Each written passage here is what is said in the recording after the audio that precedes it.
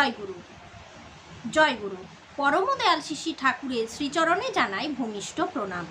আপনাদের প্রতি প্রত্যেককে জানাই রানন্দিত জয় গুরু।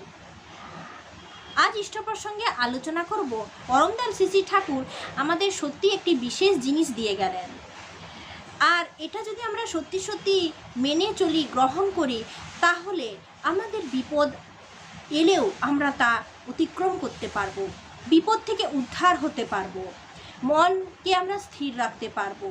পরিস্থিতি যেমনই হোক না কেন ঘাবড়ে যাব না, মুষড়ে পড়ব না। আপনারা এতক্ষণ নিশ্চয়ই বুঝতেই পেরেছেন, সেটা হলো সৎনাম। যে সৎনাম পেয়েছে তার খুবই সৌভাগ্য, কিন্তু এটাই আমরা বুঝতে পারছি না। আর বুঝতে পারছি না বলেই দীক্ষা নিয়ে অনেকেই ইষ্টভীতি ছেড়ে দিচ্ছি। আর এই জন্যই পূজনীয় অবিন্দা বেশ উৎসাহের সঙ্গে বর্তমানে কাজে লেগেছেন, ডিপি ওয়ার্কের কাজে লেগেছেন। হ্যাঁ, তিনি বলছেন যে দেখুন, যারা দীক্ষা নিয়ে ইষ্টভীতি পুরোপুরিভাবে ছেড়ে দিয়েছেন, তারা দেখুন কোনো না কোনোভাবে খারাপই আছেন, কোনো দিক না কোনো দিক দিয়ে খারাপই আছেন, বেশ খারাপ আছেন। তাদের খুঁজে বের করুন। পরমদয়াল শিশি ঠাকুরের মানুষ, মানে পরমদয়াল শিশি ঠাকুরের কিছু হারিয়ে যাওয়া মানুষ আবার তাদের সাথে দেখা করে বুঝিয়ে তাদেরকে আবার ঠাকুরের সাথে যুক্ত করাটাই হলো ডিপি ওয়ার্কের প্রধান কাজ। ঠাকুর যে আমাদের সৎনাম দিয়ে গেলেন, এই সৎনাম নিয়ে আজকে আমরা প্রধানত 3টি বিষয় আলোচনা করব। আমরা জানি, ফের আমরা আলোচনা করব, এগুলোকে ফের রিভাইজ করব, যাতে করে আমরা আবার পুনরায় আমরা স্মরণ করতে পারি। প্রথম, নাম করলে কিভাবে নাম করলে আমরা বিপদ থেকে উদ্ধার হতে পারি। আদৌ বিপদ থেকে উদ্ধার হতে পারি তো? শব্দ কখন আসে নাম করলে? নাম করবার সময় রেকর্ড রাখার একটা প্রসেস আছে। সেই প্রসেসটা কি? রেকর্ড কিভাবে রাখতে হয়, রেকর্ড রাখলে কি হয়? এই বিশেষ প্রশ্ন উত্তরগুলো নিয়ে আজকের ইষ্ট প্রসঙ্গ। খুব নাম করলে বিপদের প্রতিকার হয় কি না, এই প্রসঙ্গে একজন জিজ্ঞাসা করলেন।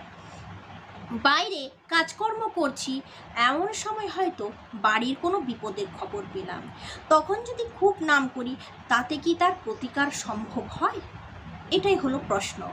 শ্রী শ্রী ঠাকুর বললেন, নাম টাম করলে বুদ্ধি একটা বেরিয়ে যায়, যা হয়তো প্রতিকারের সহায়ক।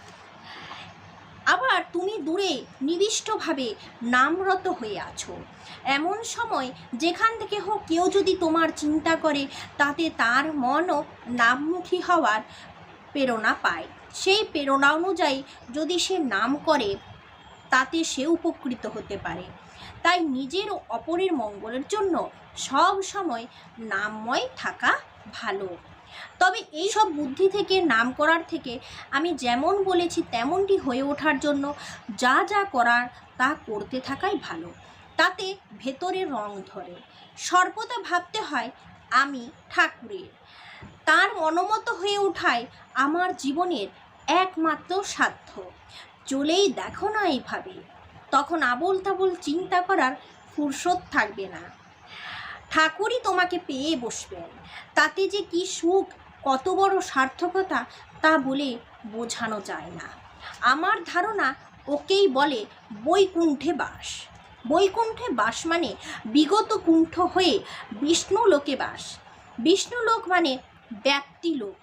ইষ্টস্বার্থী হলেই মানুষ সর্বস্বার্থী হয়ে ওঠে।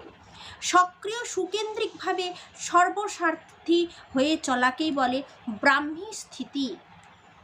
আমি কি জন্য কি বলি তা তলিয়ে ভেবে দেখো এবং করতে চেষ্টা করো, তখন নিজের পরিবার তো দূরের কথা, শত শত পরিবারের ত্রাণকর্তা হয়ে উঠতে পারবে এই তুমি। পরমদয়াল শিশি ঠাকুর এই প্রশ্নের উত্তরে এই জবাবগুলি দিলেন।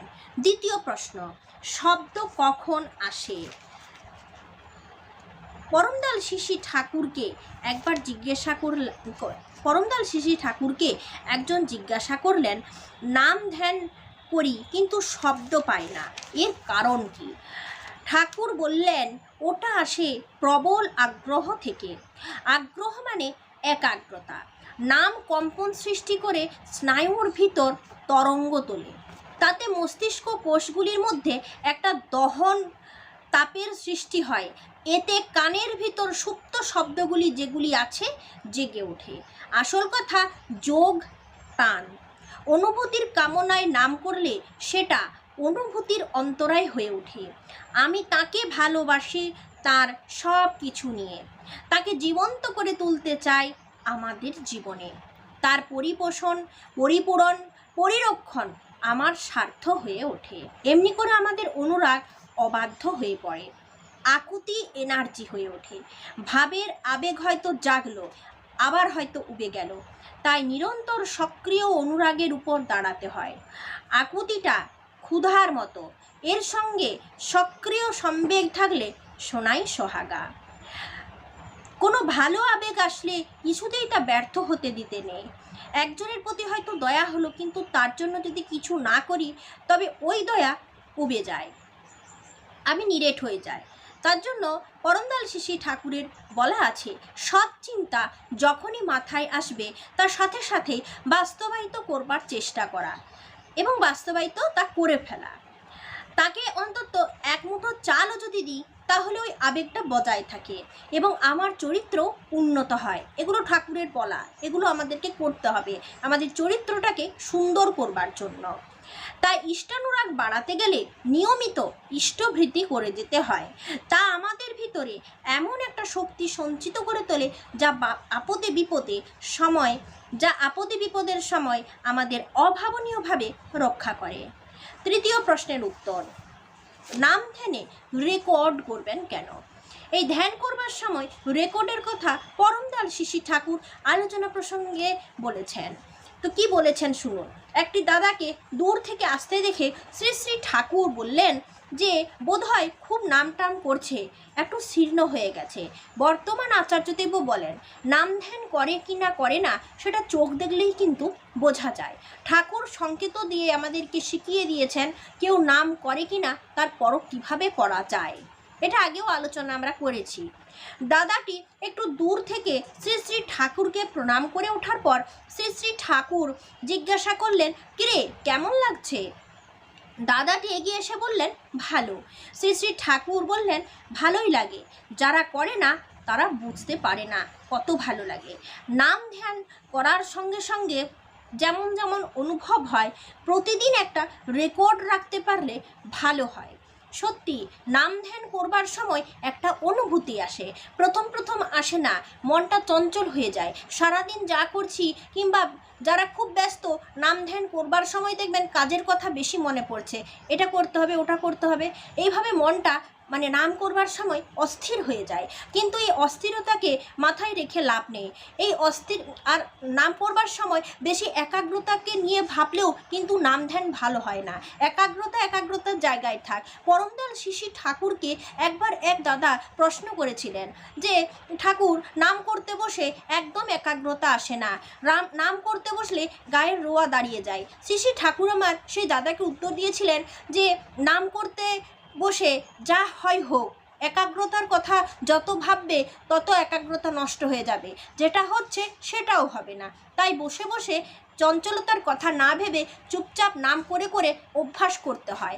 নাম করবার সময় নাম করতে করতে ঠাকুরের প্রতি একটা এমনই টান গজায়, এক বিশেষ অনুভূতির সৃষ্টি হয়।